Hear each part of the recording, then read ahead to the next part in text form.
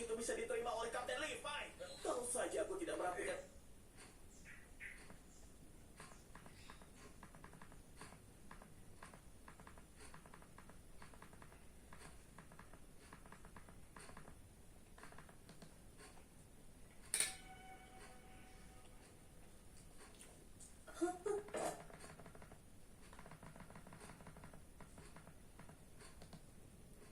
Aku terlalu naif.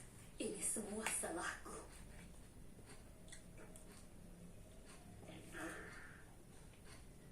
Apakah polisi militer menyiksa pendeta Nick untuk mencari tahu informasi yang dia bocorkan pada kita? Sepertinya begitu. Mengingat keterlibatan polisi militer pusat, artinya masih ada banyak rahasia di balik semua ini. Jadi, berapakah kuku Nick yang sudah dicabut? Apa? Kau melihatnya bukan? Berapa katakan? Aku cuma melihatnya sekilas. Tapi mungkin semua kukunya dicabut. Orang bermulut longgar pasti bicara. Setelah kukunya itu dicabut semuanya. Kukira pendeta Nick adalah orang yang bodoh. Tapi ternyata dia berpegang teguh pada pendiriannya sampai akhir. Itu artinya mereka belum mencium kebocoran informasi keluarga Rex. Hanya saja, pasti seseorang di pusat sedang mengincar kita semua. Kapten Levi, ada pesan dari Komandan Erwin. Saya menyampaikan kabar tentang pendeta Nick dan meminta saya menyampaikan pesan itu. Cepatlah siap-siap. Kita akan pergi dari sini. Jangan sampai meninggalkan jejak.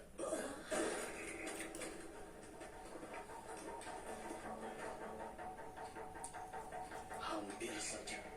Kalau telat sebentar saja, mungkin nasib kita akan berbeda. Kenapa Komandan Erwin bisa tahu hal ini? Ada perintah baru dari pusat. Aktivitas pasukan pengintai di luar tembok telah dibekukan. Mereka menuntut penyerahan Aaron dan Hisoria. Kemudian, tepat setelah saya menerima surat itu, polisi militer langsung datang menemui komandan. Bukankah itu perlakuan terhadap kriminal? Ini tak bisa disebut aksi dari balik layar lagi. Mereka langsung terang-terangan. Rahasia macam apa yang ingin mereka jaga sampai sejauh ini? Selain itu, kenapa mereka ingin kita menyerahkan Aaron dan Historia? Bukan membunuh, tapi menyerahkan mereka berdua. Entahlah. Yang jelas musuh sedang mengincar mereka berdua. Berkeliaran di sini sangat berbahaya. Kita pindahkan Aaron dan Historia ke distrik terus. Kenapa kita semua harus ke tempat pembunuhan pendeta Nick? Mendekati pusat itu lebih berbahaya. Kita bisa mudah menyusup di Tros karena ada kepanikan di sana. Jika terjadi sesuatu, kita bisa menggunakan ini di dalam kota. Benar. Selain itu, kita tak boleh terus-terusan ditekan. Kita harus tahu siapa dalangnya. Hanji, aku akan pinjam sebagai anggota. Silakan. Baiklah, aku akan ke tempat Erwin berada. Mobil, ikutlah denganku. Sisanya, ikutilah Levi. Siap. Ketua Hanji, terimalah ini. Aku baru ingat percakapan antara Yemer dan Bertop waktu itu. Aku serahkan ini karena tidak ada waktu menjelaskannya. Baiklah, akan kubaca nanti.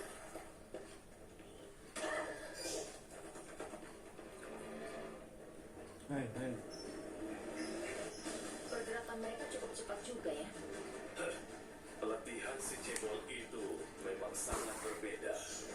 Apa dia beneran ada? Kenalan lama. Tubuh setiap titan berbeda, tapi mereka memiliki kelemahan dengan panjang 1 meter dan lebar 10 cm di belakang lehernya.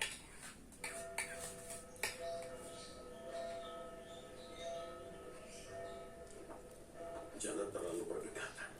Nanti bisa ketahuan. Aaron dan Historia juga berjalanlah seperti biasa. Kenapa bendera keluarga kerajaan dipajang? Ah, ini hari perayaan kenaikan tata raja. Setiap setahun sekali mereka membagikan ransum. Oh, kami akan membagikan ransum. Setelah mendengar kabar musibah di distrik Tros, Raja Fritz memutuskan untuk menyumbangkan ransum. Persediaan cukup banyak untuk semua orang. Cepat antre. Terima kasih. Panjang umur Raja Fritz. Raja kita benar-benar dermawan ya. Dia harus berbuat apa?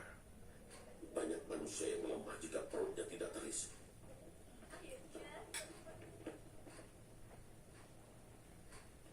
Dengan menyumbangkan ransum, lebih dari 60% persediaan telah digunakan.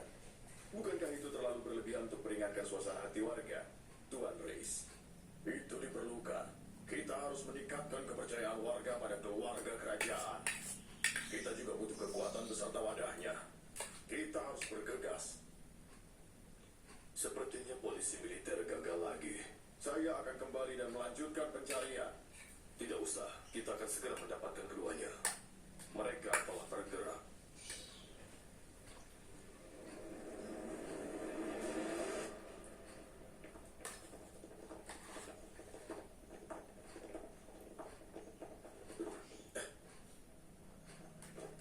Hati-hati!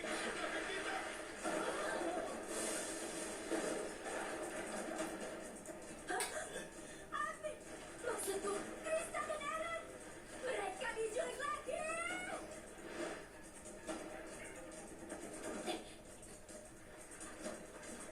Apa ini baik-baik saja? Sebenarnya, dia sama sekali tidak mirip denganku. Padahal mukanya lebih mirip kuda.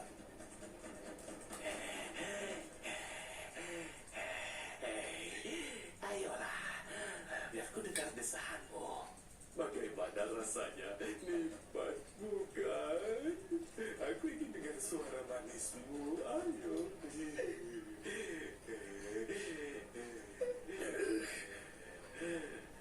Padahal aku tak mau melakukan ini lagi. Menyamar jadi si bodoh itu. Ototnya boleh juga.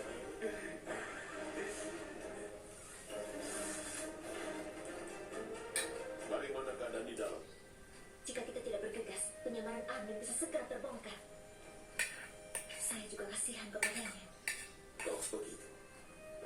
Bagaimana keadaan kaki Anda? Aku bisa bergerak cukup baik. Ini tidak buruk.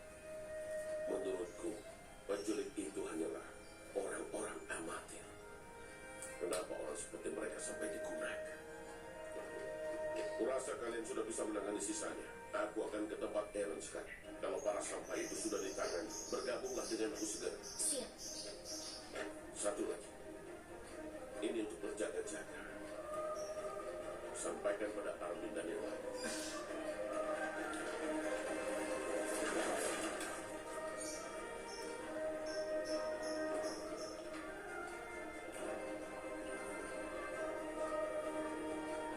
Mereka benar-benar Aaron dan Krista, bukan? Iya, ciri-ciri mereka cocok dengan yang dijelaskan. Tunggu dulu, mana penjaganya?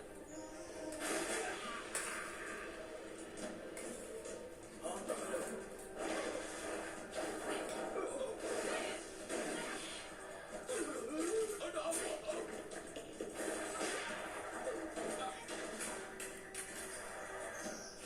Jangan bergerak ya.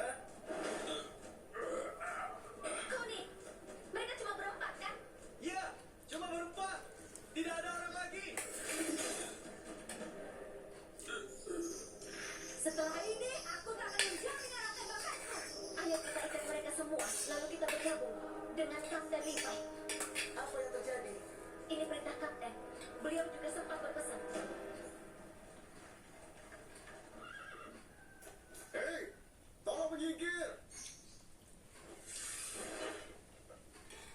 Kapten, Bagaimana? jalannya sangat ramai, tapi tidak ada yang aneh. Mereka akan segera sampai di tempat Komandan Pixis. Bagaimana misi penyamarannya? Berhasil. Namun, Anda tak terlihat senang ya? Memang iya. Tapi ada yang aneh. Ini bukan kelakuan polisi militer. Mereka terlalu arogan dan tidak mungkin menggunakan para alat.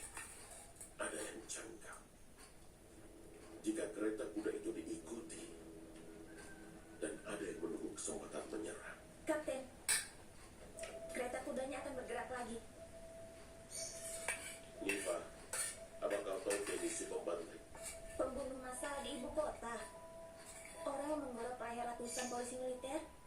Tapi, bukannya itu cuma legenda zaman dulu?